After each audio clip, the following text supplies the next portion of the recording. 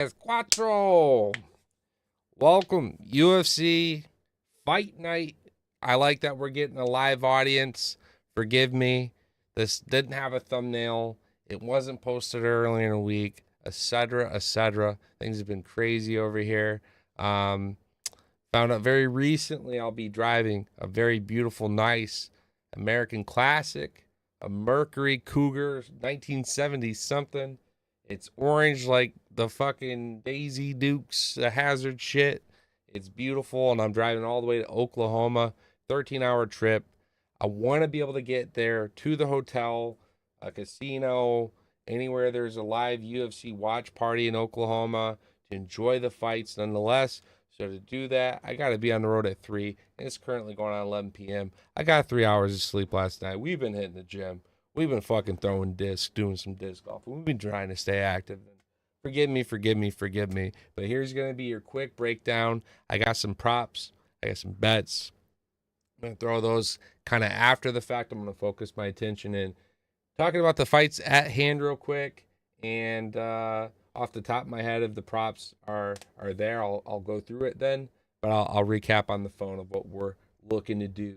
All right, so I will include live chat. You guys, top of the food chain or bottom of the food chain? We starting at the early prelims. You guys want the goods? You want the Corey Sandhagen, Figueiredo, or do you want the ladies? I'll give you a second to decide. If I pull up these and prepare the bets. I don't have a cycle parlay this week. But I do have another nice 5-legger. Last week we cashed out early 3 of the 5 legs. Shout out to Hey Jives. I faded him. I did not expect Randy Brown to get to round 1 knockout. I put round 1 and round 2. It ended up being a round 2 knockout. So that beautiful parlay has failed. But I got the option of cashing out prior to Michelle fighting, which I'm so happy I did. That dude looked like he did not want to be there. Hurt. Someone died in the family, possibly divorced. What's going on with Michelle Pereira? That man did not want to fight. And everyone was worried about a boost fatigue. And we all know Michelle fatigues too. All right. We've been rambling. No answers from chat. Doing it my way. Starting at the early prelims. Hoping y'all will stay around for the fights we anticipate the most. So kicking things off. Juliana Miller taking on Ivana Petrovic. I like her. I should say I like Ivana a lot in this fight. Juliana Miller threatens the submission if the fight could get to the ground. I don't expect it to. Her striking is very lackluster, and she's 3-3 professional career. I don't expect her to stay in the UFC without this victory for Miller. It's a tough fight out. Ivana, she mixes it quite well. She won't let Julian get this fight to the ground. She'd really have to fuck up positioning, I think, and maybe overcommit on a shot or try grappling when she should probably break away and keep swinging. Women's MMA is very hard to get a fight within the distance. Judges, more than likely, right? So I'm staying away from distance on this, but I am taking Ivana. The odds don't have her too crazy. I got her at like a negative 150, 160 earlier in the week. We put a couple units on it. We're pretty confident Ivana gets the job done. Again, not very impressed out with Miller.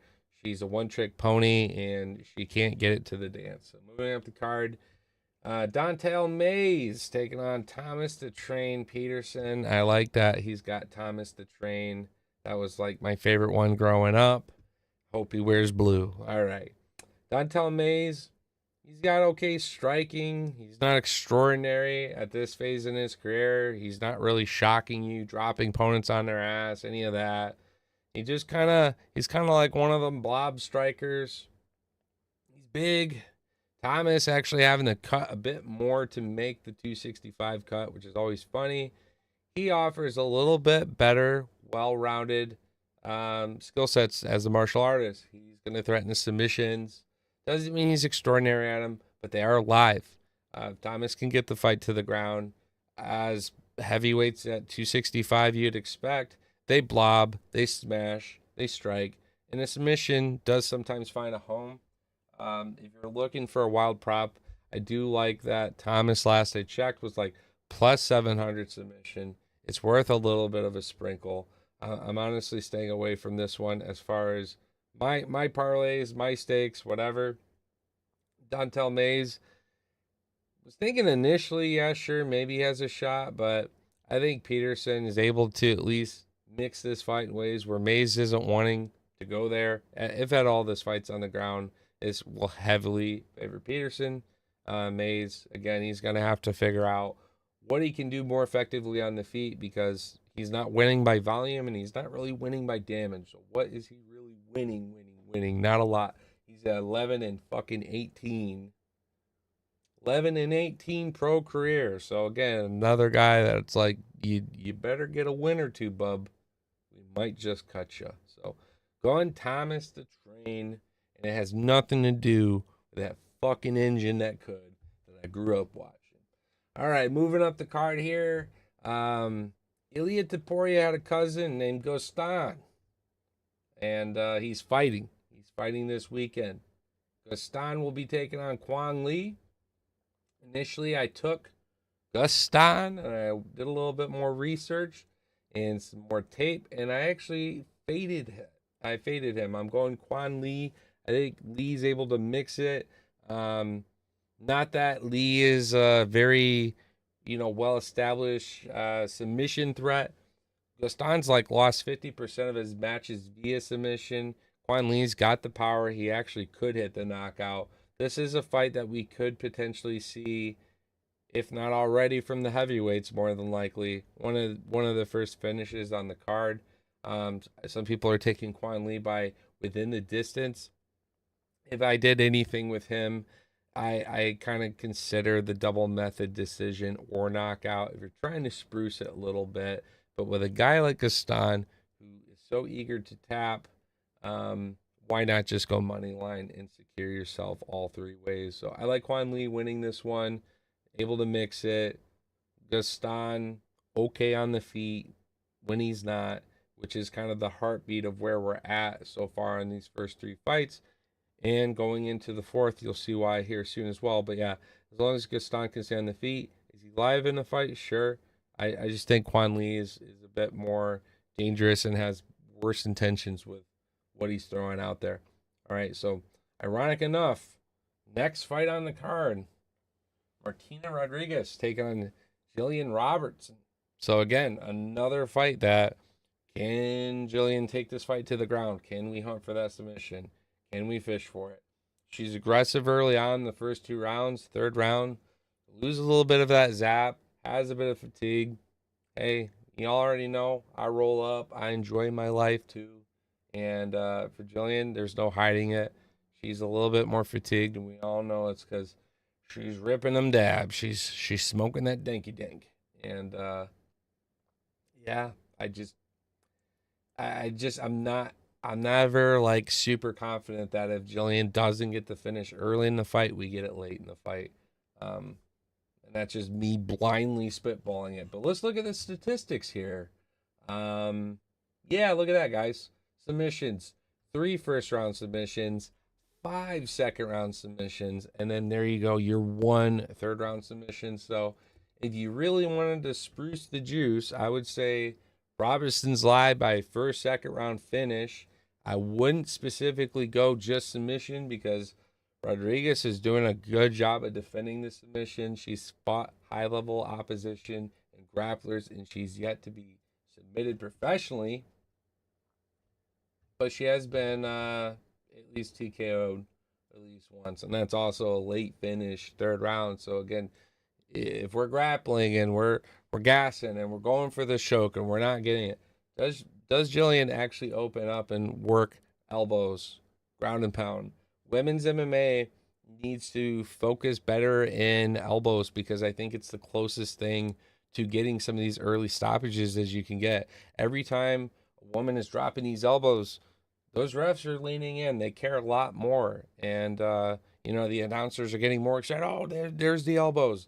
It's that cut that opens up. It's just the extra little thing that these women with their hands lack versus the men with the head pouncing off the octagon that just isn't getting that reactionary, oh shit, let me step in and stop this fight. So I don't know why it's not maybe executed as much in fights. I'm sure it's trained, but ladies, elbows, elbows, elbows. That's probably going to be your road to success of getting some of these TKOs.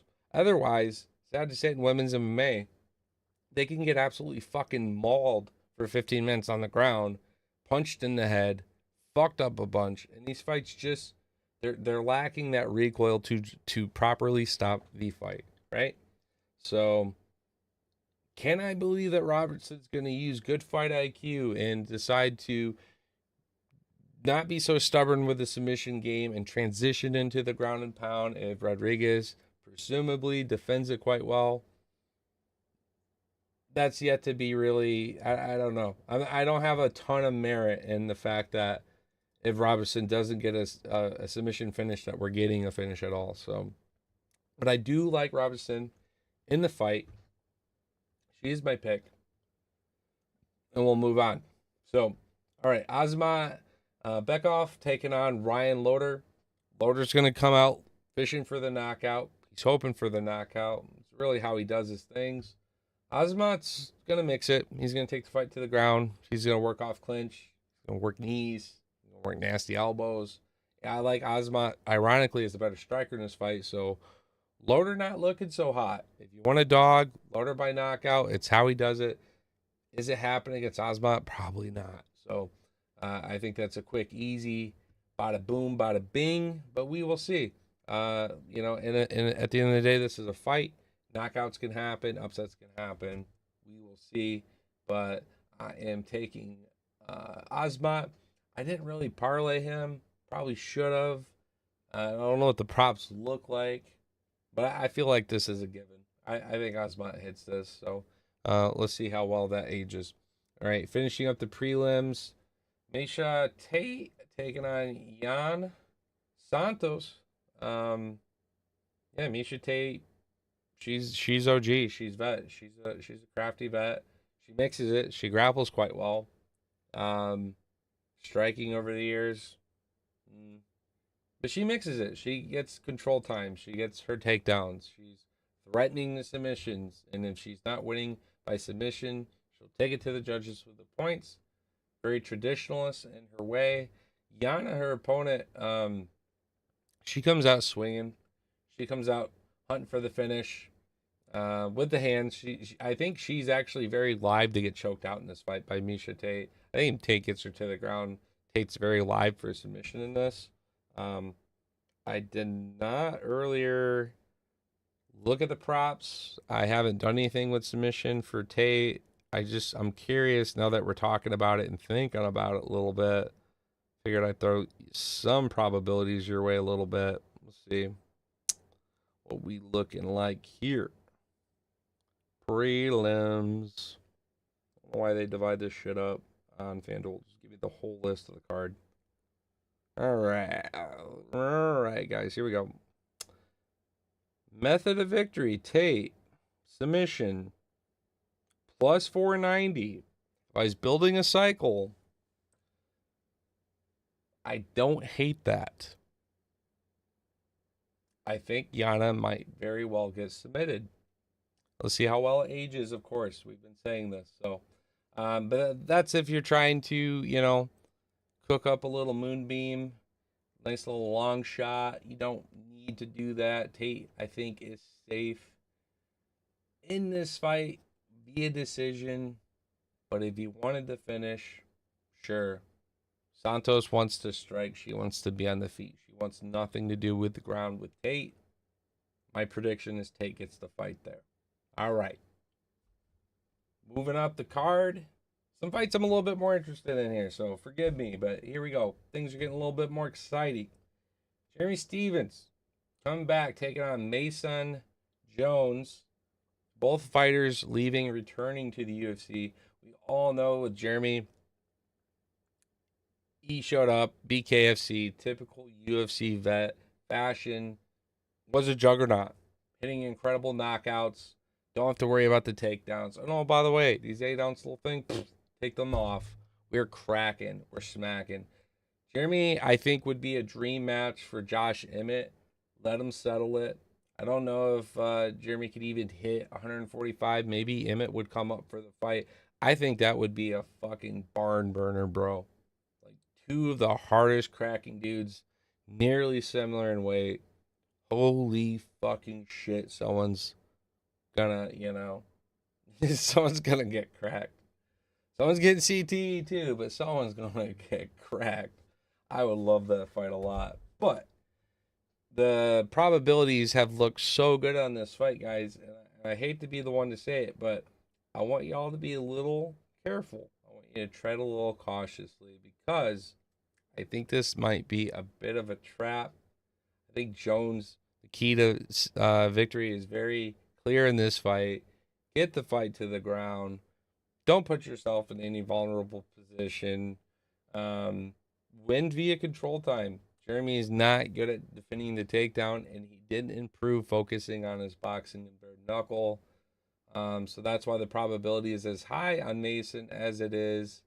But I took plus 1,000 prop by knockout. Jeremy had to sprinkle. Kind of fucking stupid if you don't from a betting perspective. Even if you have Mason, there's really not a whole lot to gain. So hopefully you're parlaying that or doing something. I don't know. Doing some kind of takedown prop. Something more than just money line because you truly are not getting paid. But that knockout prop is fucking wild. I don't see it going Jeremy's way any other way than a knockout. He's not going to be winning on control time. So unless he is able to successfully stop the takedowns, accumulate the damage, he's probably got to go knockout or bust, right? So careful on that one. My official pick was Jones, given the fact that he's been training MMA. He focuses MMA, and he's at least able to mix it enough to take out a boxer off the feet this late in his career.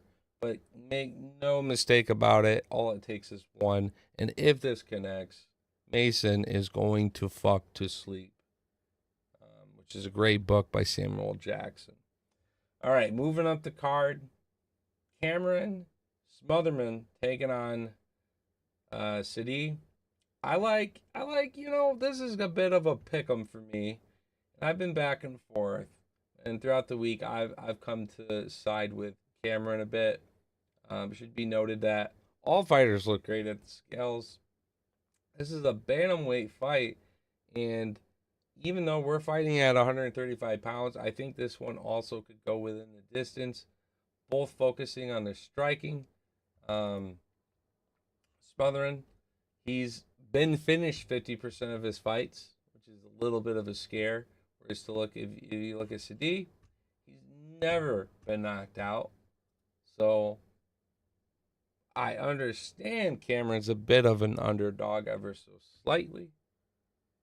We will see. We will see. We will see. It's a pick'em. This one, I don't. Please explain to me what algebra and geometry and trig and fucking calculus you use to have a convinced opinion on this fight, because I could not calculate it, man. I am like boom, boom, boom, boom, back, forth, and I decided that I think Cameron's volume is going to keep him live in the fight. I like the footwork a little bit. I think he's got a little bit of grit. I could see the first round not even going his fucking way, to be totally honest, and having the second, third round knockout come live. To be fair. And if you look at that. I'm thinking and talking. He's got 2 second round knockouts and 3 third round knockouts versus his 1 first round knockout. So the cardio does carry Cameron into the later rounds and opens up the fights. Moving up the card, Montel Jackson taking on Daniel Marcos. Marcos is slimy little lizard, man. He's getting away with these wins that are maybe close, where it maybe could have been a loss or maybe could have been a draw. He's had some close bouts out. Montel Jackson, he's I don't know. He's gonna show up and headhunt. He's gonna throw hard. He's got crazy power. And as the fight drags on, so does the power too. Most of his finishes are happening first round. You could always bet first round knockout. Jackson, I like the knockout prop alone at plus 450 or something. I locked it in at earlier. Without being greedy, this opens up second, third round. We use this as one of our parlay legs as well. I like Montel's ability to get the job done. Not too long ago, good old Blackshare, which has been on an absolute fucking tear, got dropped within like the first opening 10, 15 seconds of the fight. That's all she wrote. Jackson, he's got colossal size hands for fucking 135 pounds. Which, I mean, again, there's a lot of smaller, weight classes on this card, which I think is what is really lacking. You can't give me Thomas to train him, Dontel Mays, and be like, oh, yeah, you guys had a heavyweight bout. Like, come on, dude, this card's lacking some heavy firepower. But of the little guys, 135 pounds, I think Montel brings it. So I like him by his knockout. We took it. We threw it in a parlay. Let's see how that ages. Moving up the card, Santiago Ponzinibbio taking on D-Rod, Daniel Rodriguez. Daniel Rodriguez, he, you know what I mean? Let's just say it. He likes to focus on his striking, and he's never evolving or making those efforts to mix it, to change it, to defend it the best, although he's only ever been finished, I think, like 20% of his losses come via submission. But it's the quality of the wins that he's lacking that really does it for me. I think D-Rod's also another guy that, hey, man, he loses a couple more, he also could be seeing the fucking door. Ponzinibbio, I like his tenacity in his fights, his ability to go after it. He actually wants the finishes. He actually wants to put people out.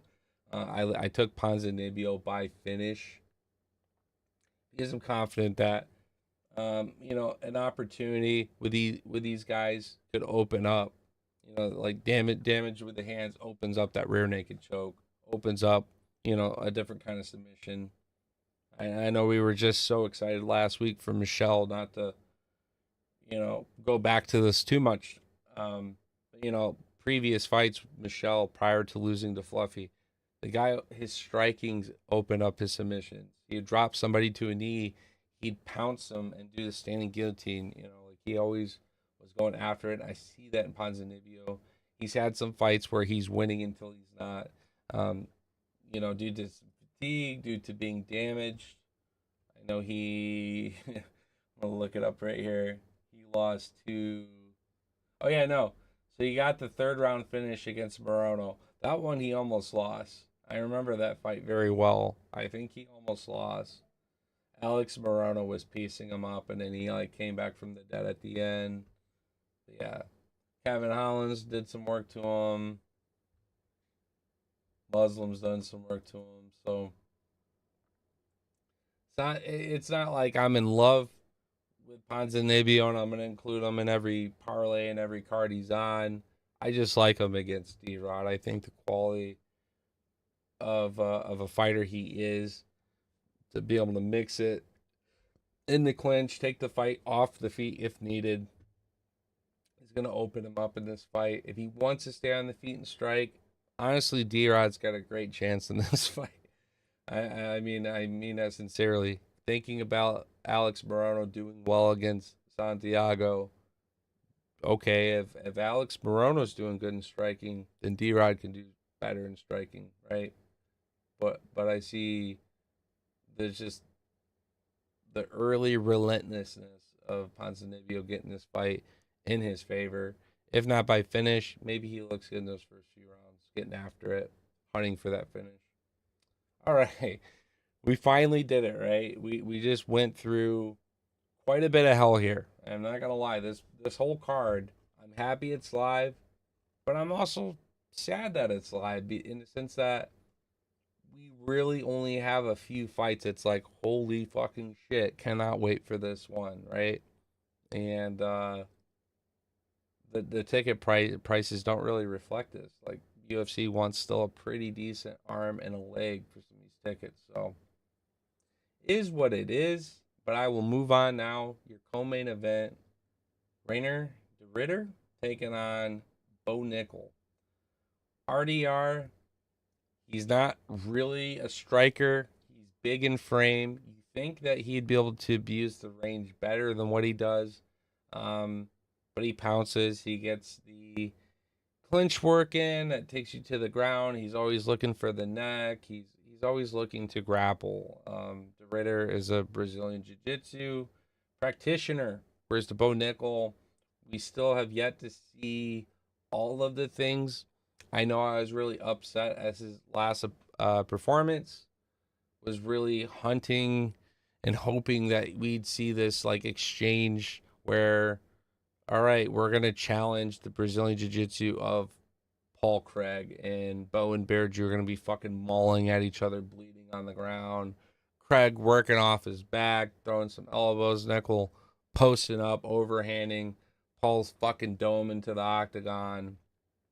Not at all the fight that we got. And I shouldn't be mad at Nickel. Nickel isn't doing anything wrong. He's using good fight IQ. If you can't take Nickel out off the feet and you threaten him in the grappling, then guess what Nickel's doing at this stage in his early pro MMA career? He's staying on the feet where you're not much of a threat, and he's going to do more than you and secure the win. Take little damage. It's hard to hate that from a logistic standpoint. It's easy to hate it from a betting standpoint. If you're betting Bo by a submission or a knockout, it's very frustrating from all those other avenues. But from, I guess, if you were Bo's management or his team and you wanted this guy to keep taking no damage and getting wins and playing a smart, well, there you go. He's doing it. I don't think the Ridder's going to offer a problem on the feet. In the clinch, I could see the Ridder, he's got a large frame, looking okay, but he's not going to be able to sprawl Nickel. He's not going to be able to prevent the takedown from Nickel. So I can see the Ridder maybe having some early success with like elbows, knees. The moment the Ridder's on his back, he's live, but it isn't going to go to the ground. I don't think Nickel's going to take him to the ground.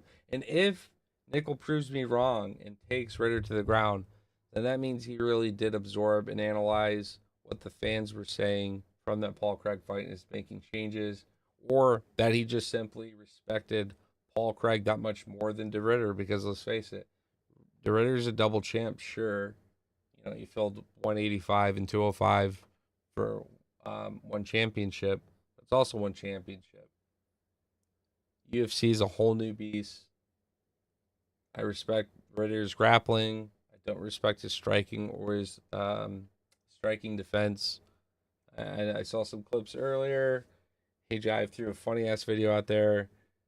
Fucking 2-on-1 wrist control as like he's getting hit by Mearshart. He's like 2-on-1 wrist control, one of the wrists, and the other hand just comes right over the top and pops him in the fucking face. So he's trying to apply his grappling strategies in his striking defense, which I think is very interesting.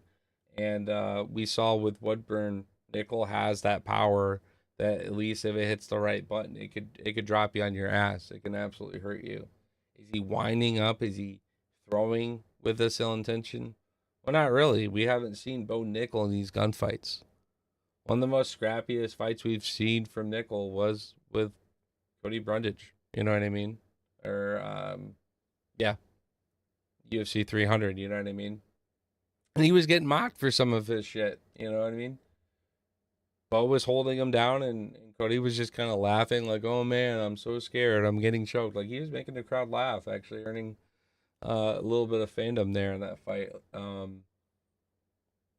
Yeah, this won't be as much of a joking affair. If it ends up being a grappling exchange on the ground, it should be fairly competitive.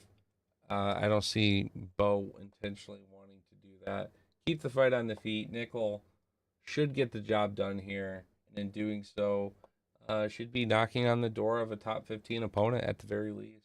I know they're going slow and steady with him, but I think after this one, you can't go super slow with Nickel after this. You have to accept that, okay, Nickel has now earned a top 15 position, shot at a position. Give him the number 14, 15, 13th guy, and let's do it. Because we've been patient, we've been slow.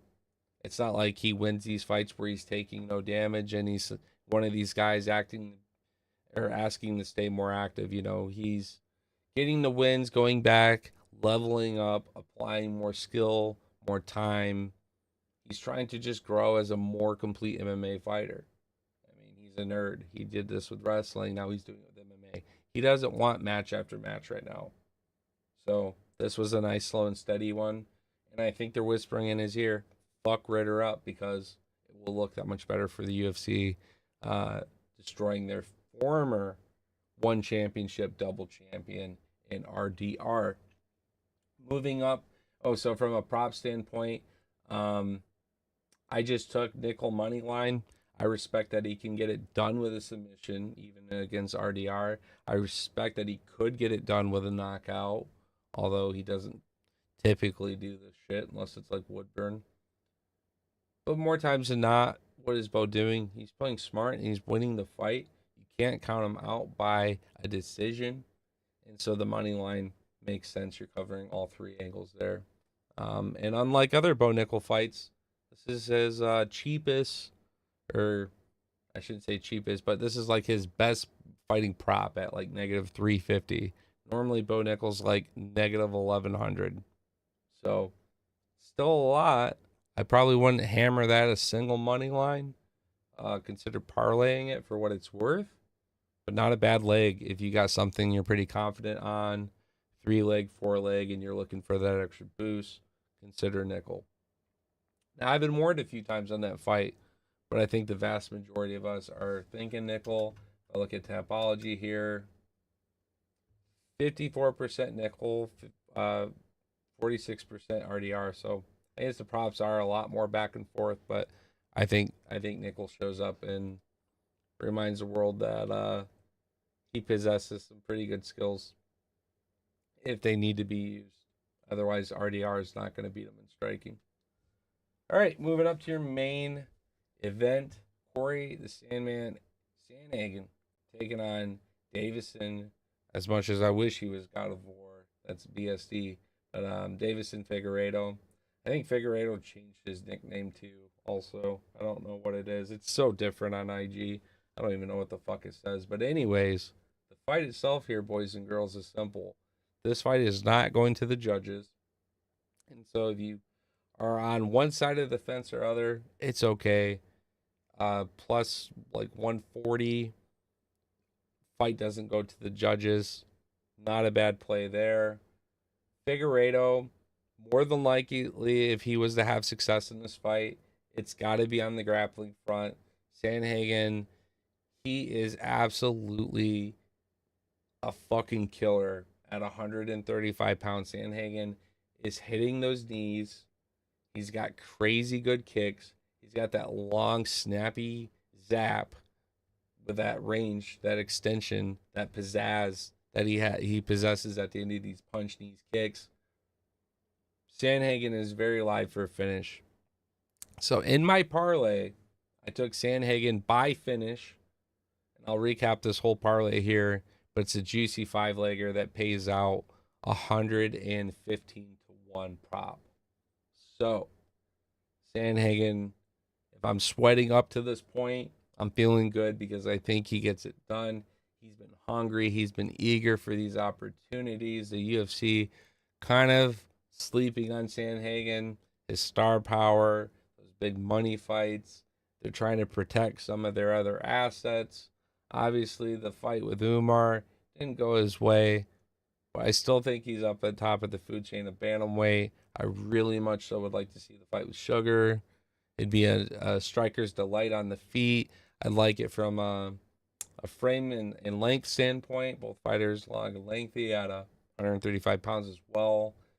It's different when you got, again, a Figueiredo or a Umar and one of these guys. It just, that 6-7 inch fight, height advantage is just so different to watch. When you got these two tall strikers going at it, trying to exchange, it reminds me recently of Turner and Ignacio. It's just something about having that parallel matchup that is just so fascinating to go into with the matchmaking perspective of like, how does this actually go down? Figueiredo is going to have better grappling and jiu-jitsu on the ground, threatening for the back, sure, but Sandhagen is like elite when it comes to these scrambles. I think the height advantage is going to make it really tough for Figueiredo to go from his striking to being like, oh, this isn't going my way. Let me just, come forward the way that I do. Figueiredo, flyweight champion formerly, and have his way and transition that striking into some grappling. It does not work that way. Not going up 10 pounds, and certainly to hell not going against someone like Sandhagen. If Figueiredo tries to open up, doesn't go his way, and thinks that he's going to just walk in and grab Figueiredo or Sandhagen and have his way with him in some of these grappling exchanges, he's going to get kneed up the fucking middle. He's going to get hit with something. He's going to get hit with something that hurts him a lot. And I could see Figueiredo getting finished in this fight. So just to recap, my 5-leg that I'm throwing out instead of my cycle this week is still my long shot, but I like it from a prop standpoint and risk. I'm looking at these fights and I can see it all happening. So leg number 1, I am taking Ivana over Miller. I think Miller gets cut after this. She's not UFC level. Next leg, I'm taking Montel Jackson by knockout. I believe that Marco's been able to kind of scapegoat by a couple losses. Had a couple close calls. I think Jackson is going to hammer him early in this fight. Gets the knockout. The guy's got like Brock Lesnar size fucking gloves at 135 pounds, so that's cool. I believe in Ponzinibbio to get the finish, so it doesn't matter if it's submission or knockout. That's live at plus 280. We take that as our third leg. D-Rod's not impressing me. I could see Ponzinibbio having a war with him and opening up a submission as well, hurting him, taking the back, whatever that may look like.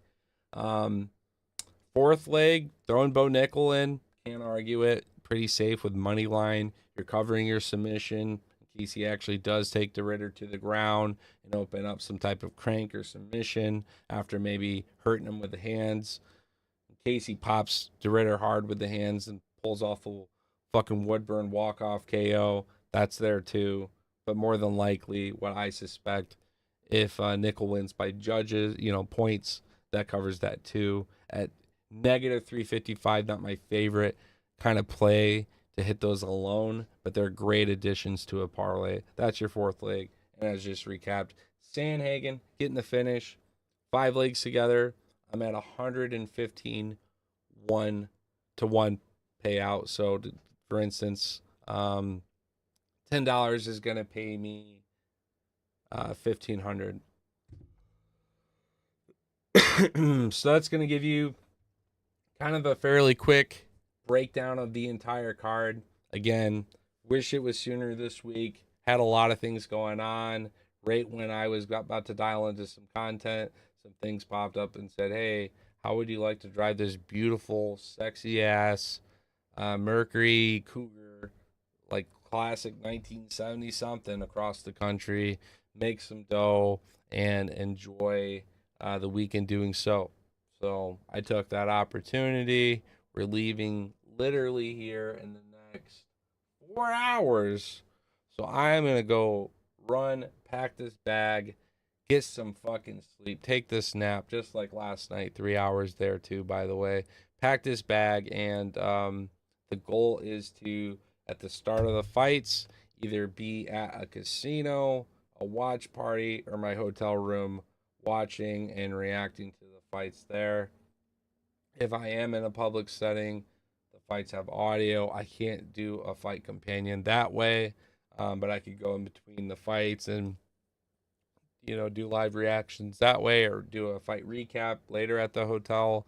If I'm at the hotel, sure, tablet's coming with me, phone's coming with me, computer's coming with me.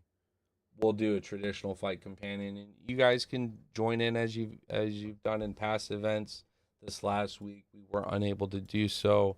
Our YouTube was fucking banned because on 420 we had no fights. that weekend, and I was very bored and decided, hey guys, 420, let's stream Three Ninjas. And well, you can't do that. That's a no. That was a timeout, and that was strike one on the channel. So we took a week ban, slap on the wrist, and now we're back. New microphone, $13, paid out $1,100, and I cashed out early. Thank God I did, because Michelle shit the bed. It's a big improvement. I'm excited to hear the YouTube video. Not a lot of testing has gone into this or anything like that. But here's what I do know. This is the old microphone. This thing is 14 years old. This thing hasn't had a fucking driver made for it since Windows 7. Windows 7 is an old fucking turd and isn't even securely supported these days. Windows 10's about to be end of life soon. So all I'm trying to say is this thing's a fucking relic. I wanted to show it off one last time before putting it into the drawer, and just say, you know, it's been a riot. It's been fun. There's the old pop filter mic for it. This thing I got back in 2014. Started doing some Twitch content. Was all right. Donations, subscribed, all that stuff. You know, I helped pay the bills, worked part-time. But yeah, we kind of gave up a lot of that. We did it more casually, more for fun. And now we have something we're back on the grind, excited about, interested in. And so it felt very nice to upgrade with some of that winnings into getting this microphone. Again, shout out to the Long Shot Parlay show. Didn't happen tonight, but essentially I took a 5-leg. I didn't have Timmy originally. He was a big booster on the first leg with like a plus 700 knockout prop. Obviously, we all took the submission against Pollyanna. That was easy. First round submission against her. And then the third leg, they had just Randy Brown by round 1 knockout. I thought in my cycle parlay that we could see Brown decision and he would play it safe and just use his range and poke and prod at Nicholas Dalby. Turned into a fucking war, and that first round knockout was very live, and it almost damn near happened. Dalby had his fucking nose busted. Comes back at the end of the round, drops Randy Brown. We know we're locked in going into this fight. Brown comes out second round. Again, nice little exchange back and forth. Both fighters hitting on each other, and Brown hits that money shot right across backside of looks like the ear of Dalby with that hook, and sent him for his first finish. So because I faded that prop by first round finish and put Brown by round 1 or 2, we cashed out. And yeah, just want to give a big shout out for at least laying the foundation of that. I regret having as much merit in Michelle and some other parlays as well that would have cashed out really well. It's just weird ever since Fluffy. That guy's act like he's lost his soul inside the octagon. So not going to bet on him. Probably will fade him until he can consistently streak and show me that he's back. Normally he's fun. Normally he's loopy. He's striking, doing cartwheels and flips. He looked like someone had a gun to someone he loves very much so, unless he lost that fight. It was really weird. I hope they investigate it, or he comes out and says he was hurt, sick, injured, whatever the fuck. But that was such a bad Michelle Pereira fight. Done bitching about that, but I just wanted to throw it out for the third time. Thank you guys so much for watching. If you joined in IG, did this just to let you be part of it. If you wanted to hang out, primarily to you guys on YouTube, I appreciate you the most. Please like, comment, subscribe. Get me into the algorithm of a sort. We can focus on doing things a little proper, more early, and so forth. But it would be nice to get the kind of bounce back and feedback there on the channel to show that you guys either like the content or are hearing the improvements in some of the audio things that we're trying to do for y'all to move forward. So, all right, gonna go take this nap. Much love. Enjoy your weekend, and I hope, however it may look, I'll see you guys here very soon tomorrow evening during the fights.